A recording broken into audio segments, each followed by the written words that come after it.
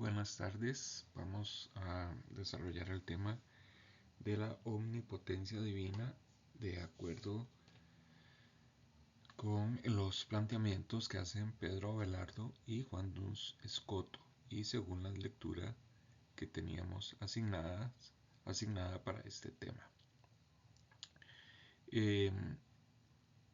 Este es un tema que que involucra tanto el tema de Dios que hemos visto ya, como el tema sobre el mundo. Esa es una de las razones por las cuales yo organizo el programa de filosofía medieval con base en estas dos unidades temáticas. De manera que se pueden trabajar por separado, pero también se pueden juntar. Y este es el caso que tenemos entre manos. Básicamente el planteamiento es si la afirmación de las causas segundas, incluso con solamente decir de las criaturas, impone por sí mismo un límite a la potencia divina. Veamos. Un recordatorio importante, de acuerdo con lo que hemos estudiado. Leyendo el libro quinto de la Consolación de la Filosofía, nos enfrentamos al problema de los futuros contingentes, desde la perspectiva de la libertad humana y el conocimiento divino. Vean qué interesante el planteamiento de Boecio. Nos sugiere que conocer los acontecimientos de antemano por parte de Dios supone una pérdida de la libertad humana. Es decir, que nuestras posibilidades de acción, nuestras acciones como tal, ya son conocidas de antemano por Dios. Ya Él sabe lo que vamos a hacer. Por lo tanto, nuestra capacidad de determinar cursos de acciones vendría a ser una ficción, una simple ilusión, por cuanto que lo que sucederá no está en nuestras manos, no es de nuestra potestad, ya que ha sido objeto de conocimiento por Dios. Vean entonces que el problema está en que de una forma de conocimiento atemporal se sigue un acontecer temporal. Insisto o reitero, de una forma de conocimiento atemporal se sigue un acontecer temporal. Es decir, se le atribuye al conocimiento divino un poder causal. Pudiera ser que, de acuerdo con la perspectiva que desarrolla Boecio, pudiera ser que el hecho de que Dios conozca todas las cosas de manera atemporal no tenga ninguna implicación en los futuros contingentes. Y es, entendiendo por estos, el acontecer en términos temporales. Aristóteles, en la obrita pequeñita Perihermeneias, en el número 9, distingue tres posiciones sobre los futuros contingentes. La primera es que hay futuros contingentes. Recuerden que Aristóteles no es creyente, no conoció la fe cristiana y por lo tanto su planteamiento sobre el problema no versa sobre lo que siglos después se conocerá. Por ejemplo, lo que vimos con Boecio. Nos dice en el Perihermeneias, dice, pero respecto de universales no proferidos, universalmente no hay nada necesario. Ok. Una segunda idea sobre los futuros contingentes es, un enunciado P sobre futuro contingente no es ni necesariamente verdadero ni necesariamente falso, sino que es o verdadero o falso. Vean que eso es relativo, este planteamiento es relativo a la enunciación de los futuros contingentes, si admite verdad o falsedad. Habría que decir, admite ambos. Y el rechazo de los futuros contingentes, es la tercera posición de él, deriva en determinismo. Es decir, si no hay futuros contingentes, todo está determinado desde un comienzo.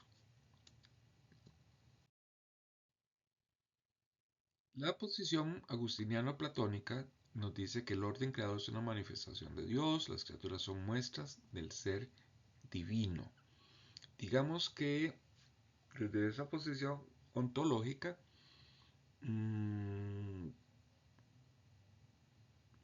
no hay una preocupación, digamos que podrían resolverse las cosas de esta manera. Si hay futuros contingentes, esos futuros contingentes acontecen en tanto que manifestación del ser divino. Su característica sería la contingencia. La posición aristotélica, en cambio, nos dice que el mundo creado o las criaturas son autónomas sustancialmente hablando, es decir, se explican por sí mismas.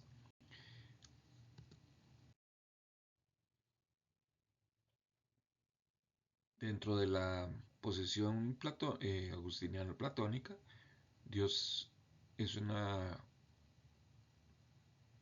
Dios es el eterno bien, el bien supremo, y todo acontece como una efusión iluminativa.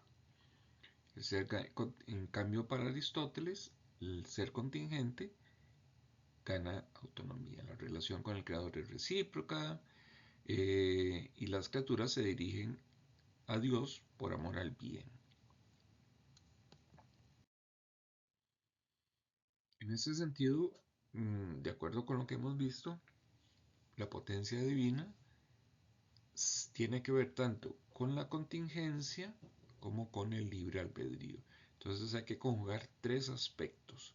Por un lado, un Dios que muestra una potencia total, las criaturas que se expresan contingentemente.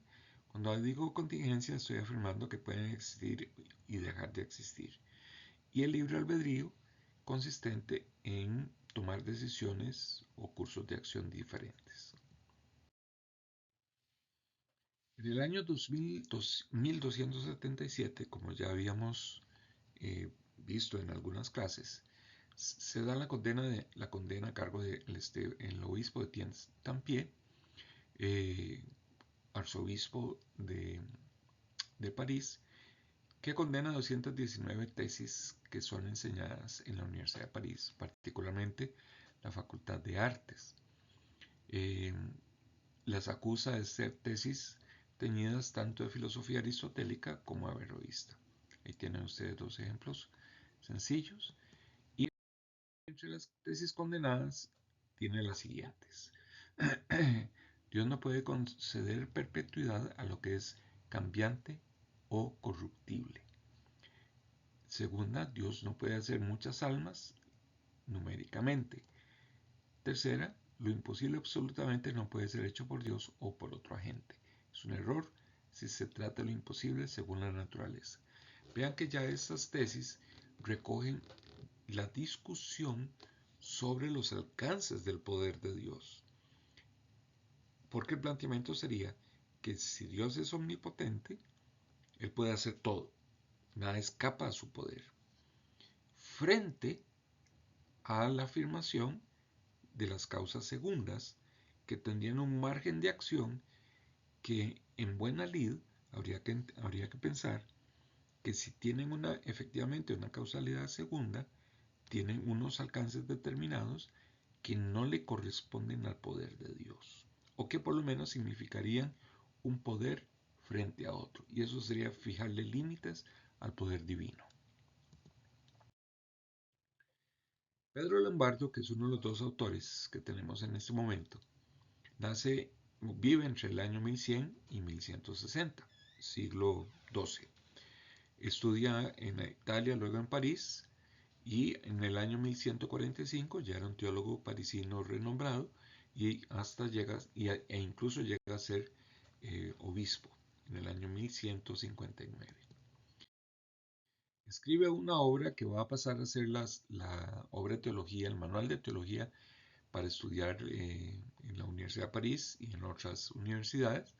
Se llama el Libri Quatuor Sententiarum, eh, los 4 libros de las sentencias, o simplemente libro de sentencias, o bien solamente las sentencias de Pedro Lombardo.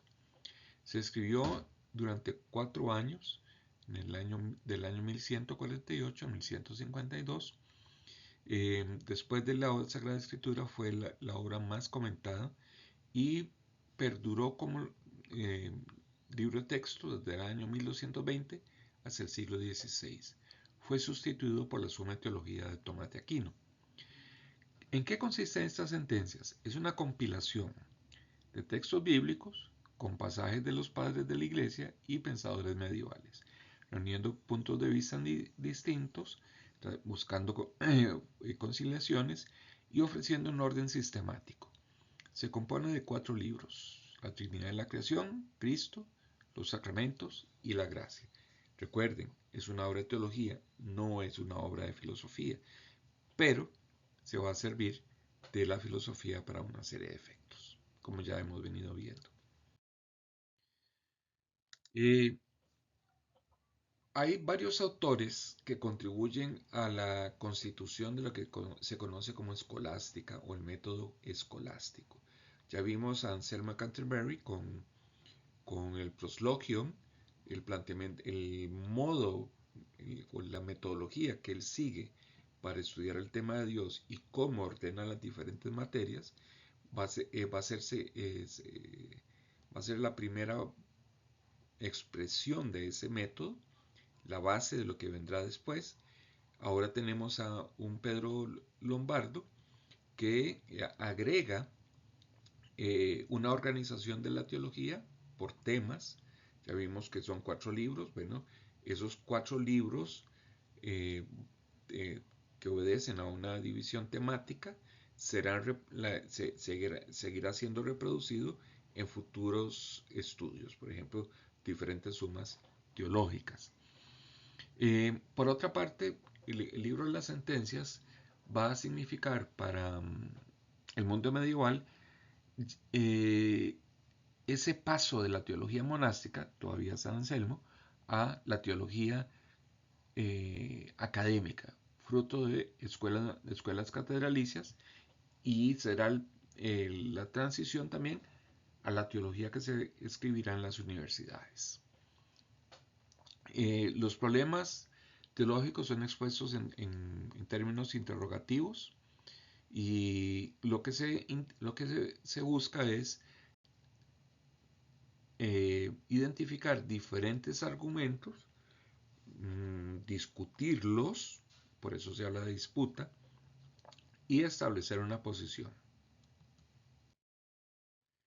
¿Cómo se organizan las sentencias? Como ya hemos visto, se dividen en libros, cada libro tiene distinciones, cada distinción tiene capítulos y cada capítulo tiene preguntas o enunciados, objeciones, soluciones, contraobjeciones y respuestas.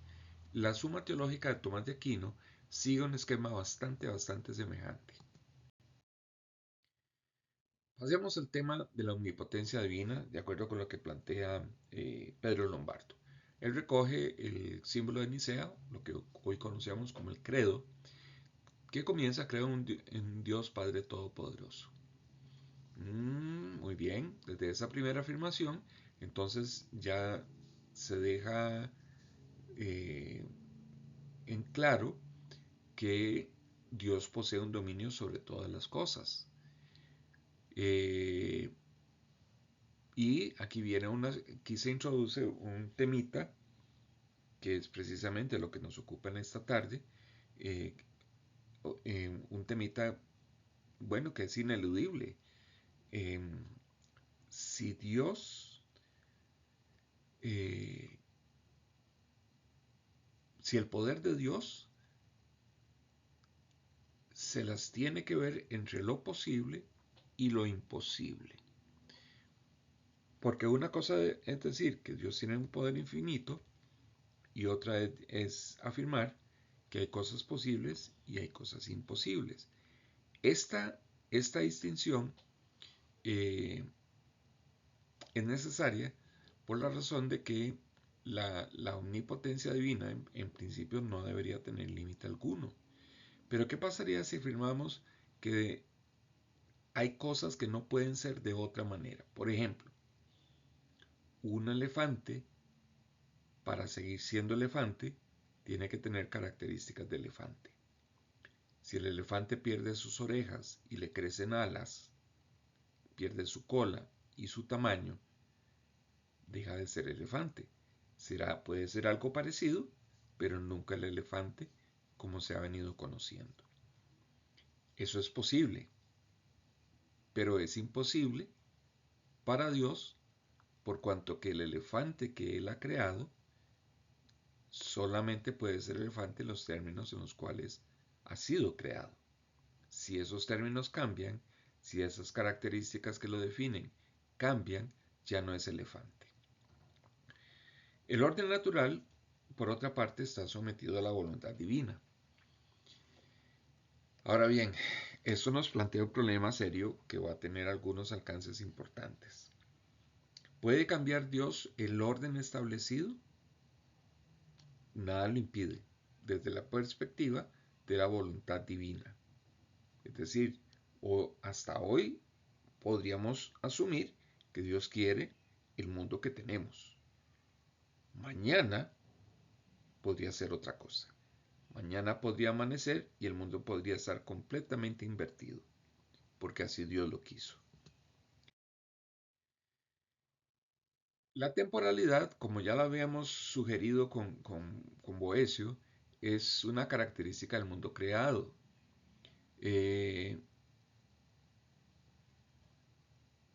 Y el tema de la eternidad, por otra parte, resulta que es lo distinto de lo temporal.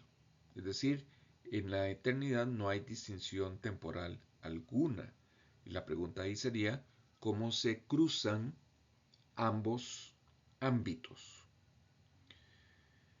Por otra parte, afirmar que el mundo creado tiene una cierta dirección, digamos que va hacia adelante, no voy a pensar en una meta o en un fin, solamente que avanza. Muy bien. ¿Y por qué podemos pensar eso? Porque precisamente los enunciados sobre futuros contingentes nos ayudan a afirmar lo que puede pasar de inmediato. Que un ave esté posada en una rama nos permite pensar que puede volar tarde o temprano. Vamos a suponer que ningún gato se va a comer el ave. Vamos a suponer que no va a caer muerta y que en un breve momento va a batir sus alas y salir volando. ¿Ok? Eso tiene sentido dentro del mundo temporal. Eso tiene sentido según el acontecer del mundo. Y eso es lo que yo quiero decir como avance. Y a eso se refieren los futuros contingentes. Dios podría cambiar eso, si así lo quisiera. Por lo tanto, se genera un conflicto entre los futuros contingentes suponen un orden definido por Dios, pero eso tiene un problema de que si Dios ya lo definió, acontecen las cosas como Dios las quiso y por lo tanto, en lo que respecta a las acciones humanas, no habría libertad. Pero también el hecho de que las cosas acontezcan como ya Dios las estableció y que sea posible afirmar futuros contingentes a partir de ello, no impide que las cosas puedan ser de otra manera. ¿Ok? Porque ello podría significar ponerle un límite al poder de Dios. Según Pedro Lombardo, la omnipotencia divina eh, puede tratarse de dos maneras. Se refiere a todo lo que puede hacer, efectos, el efecto creador el efecto creado, perdón, de la acción divina, o bien a todo lo que quiere hacer. Se refiere al poder causal como tal de Dios, o bien a su voluntad. Eso es una distinción importante, porque en términos de voluntad pareciera que la posibilidad es infinita también. Es decir, nada impide que Dios quiera las cosas de otra manera. Y el hecho de afirmar la omnipotencia divina significa que ninguna criatura es límite para el poder divino. Vean que lo que interesa aquí es salvaguardar los alcances del poder divino, porque de verse afectado, de verse disminuido el poder divino, pues no sería Dios, no se podría afirmar su omnipotencia. Si introducimos la idea de potencia infinita, la categoría de potencia infinita, eso nos puede eh, facilitar tal vez la tarea. Por ejemplo, que Dios actúa de acuerdo con su sabiduría y no puede hacer aquello que no es bueno o no es justo. Probablemente alguno o alguna de ustedes pensará objeciones a este planteamiento, como cuáles. De ahí podríamos pensar que hizo al ser humano mal, o que se equivocó con el ser humano, porque el ser humano comete tantos errores que pareciera que Dios actuó mal, o la obra divina no le quedó bien hecha.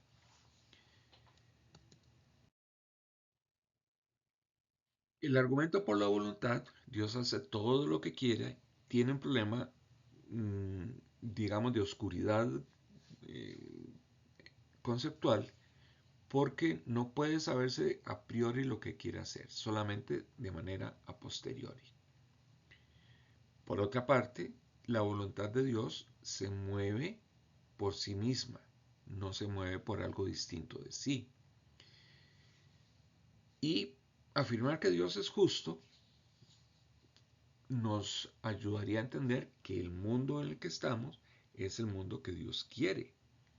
Pero vean que es regresar a la tesis anterior.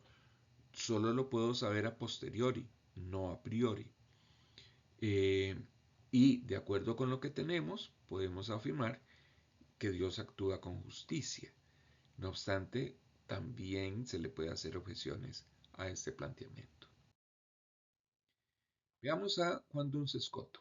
Este autor vive entre el año 1266 y 1308. Fue franciscano, estudió en Cambridge, Oxford y París, profesor universitario. Se le conoce como el Doctor Subtilis y fue declarado beato desde el año 1993. ¿Por qué ese título de Doctor Subtilis? Porque sus argumentos son altamente finos, va detallando, detallando, detallando, tanto así que se hace muy difícil seguirle el rastro argumentativo, y por supuesto que obliga a mucha atención y digamos que hay que leerlo tratando de manejar el detalle que él establece. Él escribió su comentario a las sentencias hacia 1308, quedó inconcluso. Recoge una polémica del siglo XIII que ya la he mencionado, quienes consideraban heterodoxo negar a Dios algún poder, quod Deus non potest. Hace una por esta negación del poder de Dios, establece una identificación entre Dios puede y Dios hace. Una cosa es la acción divina y otra es la potencia divina. Eso es una distinción importante. Y por otro lado, la autonomía de una naturaleza sustancial, en este caso las criaturas. ¿Cómo él intenta resolver el problema de la potencia divina frente a la potencia de las criaturas? Veamos. Se pregunta por la posibilidad de mostrar racionalmente la potencia de Dios, es decir, sin acudir a la fe. De acuerdo, siguiendo a Aristóteles, identifica omnipotencia con potencia infinita. Afirmar la omnipotencia divina es una materia de conocimiento revelado, pero afirmar la potencia infinita es de conocimiento filosófico, es decir, racional. Si la potencia divina pudiera producir todos los efectos inmediatamente, entonces sería su causa, incluso la contingencia y la imperfección. Por lo tanto, para poder justificar el concurso de las causas segundas, es necesario entender que la causalidad segunda solamente tiene un impacto de acuerdo con la temporalidad.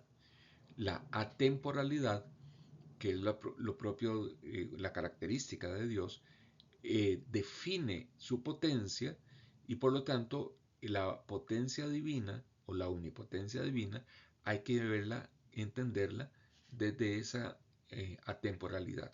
Mientras que la potencia creada, la potencia segunda, solamente se le entiende desde la temporalidad.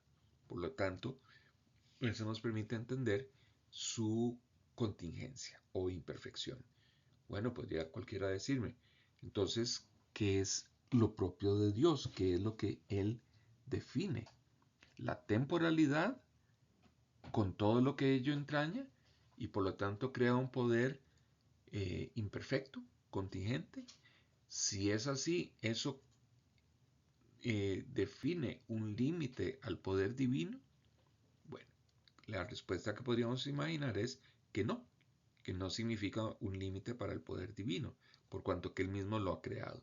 Pero, y que los alcances del poder creado son relativos únicamente a la temporalidad del poder creado, nada más. Cuando introduce el tema, la distinción de lo posible y lo imposible, se plantea lo siguiente: atribuir a Dios la imposibilidad de producir algo. Vean que eso está en juego. O sea, si yo afirmo que Dios es omnipotente, no hay límite alguno para su poder. Si solamente hubiera un Dios y nada más que eso. Pero ¿qué pasa cuando tengo que afirmar la potencialidad segunda? Y por otra parte, atribuir a la cosa la incapacidad de recibir el don de la existencia. Algo puede no existir, algo no puede no darse. Pueden no existir los unicornios, ¿ya? De acuerdo con la perspectiva que estamos trabajando, es posible que llegue a haber un unicornio. Podría recibir el don de la existencia.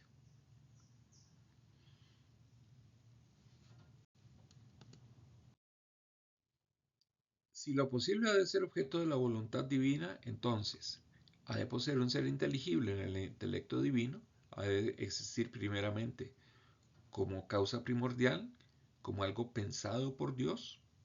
Y si el ser inteligible ha de ser producido o principiado no solo hacia adentro por el intelecto divino, sino también hacia afuera. Eso es parte de la distinción que estamos haciendo entre lo imposible y lo posible desde la perspectiva de la voluntad divina. Repito, la voluntad divina es la que nos dice que Dios hace lo que quiere hacer. Si yo contemplo eso desde la perspectiva de su inteligencia, entonces lo que Dios quiere hacer primero tiene que ser entendido por Dios. Es decir, tiene que darse como razón primordial en la mente divina, por un lado. Si Dios lo quisiera, de acuerdo con lo que piensa sobre eso, piénsese un unicornio, no solamente es producido en la mente divina, sino que también afuera, en el mundo concreto. O lo posible tiene un ser inteligible por sí mismo, que lo hace ser posible absolutamente sin relación a ningún atributo divino, o bien lo posible recibe su ser inteligible del intelecto divino o precisa también de la voluntad. Como lo presenta el intelecto divino y lo posible se unen, está más allá de nuestra comprensión presente. Vean que dejando de lado la materia revelada, este tratamiento de lo posible y lo imposible presenta algunas paradojas teóricas, intelectualmente hablando, por cuanto que la afirmación de que en la mente divina están las cosas tal como Dios las ha pensado y que actúa o las hace de acuerdo con lo que las piensa y quiere hacerlas de acuerdo con lo que las piensa, nos abre el punto o la salida que todo lo que Dios piense y quiera, Dios lo hace.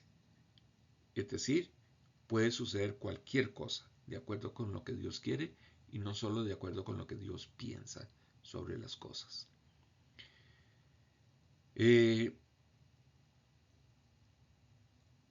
Por lo tanto, ya no es un problema solamente teológico en el sentido estricto, sino que también admite un tratamiento filosófico, por cuanto que podemos pensar una causa primera. No tiene que llamársele el Dios bíblico, con solamente una causa primera que sea la encargada de que todo lo que existe efectivamente se dé. Porque igual le podemos dirigir la pregunta si esa causa primera tiene un poder limitado o ilimitado. Si esa causa primera actúa únicamente de acuerdo con lo que es posible que acontezca o admite lo imposible. Para su solución nos ofrece dos momentos. La primera es que la unidad perfecta es en que coinciden entendimiento y voluntad divinas. Es decir, su objeto, la distinción que hemos hecho entre el entendimiento y la voluntad no puede perder de vista que ambas características definen al ser divino. Eso es lo primero. Por lo tanto, estamos hablando de Dios, no estamos hablando de dos causas o dos fuentes o dos poderes causales diferentes. Por otra parte, el intelecto y la inteligencia y la voluntad divina tienen como objeto las cosas creadas. Esto no resuelve todo. Vean que nos está sugiriendo que, de acuerdo, digamos, de una manera a posteriori, estamos suponiendo que la inteligencia y la voluntad divinas tienen como objeto las cosas creadas tal y como ya las conocemos. Es decir, después de que ya lo ha hecho. Y no podemos imaginar algo diferente porque no tenemos noticia de algo diferente, por lo menos. Por lo que eso nos autoriza a pensar que las cosas tal y como son como Dios las ha querido, no solamente pensado. ¿Qué es un futuro contingente? Un futuro contingente es un estado de cosas que admite su enunciación en términos en unos términos que se componen por la decisión de la voluntad divina, pero que desde ese momento ya no son proposiciones contingentes. Pues ello podría significar imperfección en la voluntad divina, sino proposiciones necesarias, toda vez que conocida la proposición determinada por la voluntad, el entendimiento la conoce como necesaria. Vean que esto nos introduce otro problema. Dios conoce las cosas en sí mismo de manera necesaria. No pueden ser diferentes después de ese conocimiento. Si el ser de una idea debe proceder de Dios, su comienzo está en el entendimiento humano. Lo posible es entonces posterior a la actividad principiativa del intelecto divino. Lo posible no está en el entendimiento humano. Es algo que acontece posteriormente al intelecto divino. Lo imposible procede de Dios. Es formalmente imposible aquel objeto cuyo ser formal es la imposibilidad, y es principiativamente imposible el objeto que ha sido producido por el intelecto divino como imposible. Dios es causa del ser, por lo que lo imposible formal no puede ser por Dios, puede ser causado por Dios, solo como resultado de la incomposibilidad de partes formalmente posibles, pero incomposibles en una totalidad compuesta.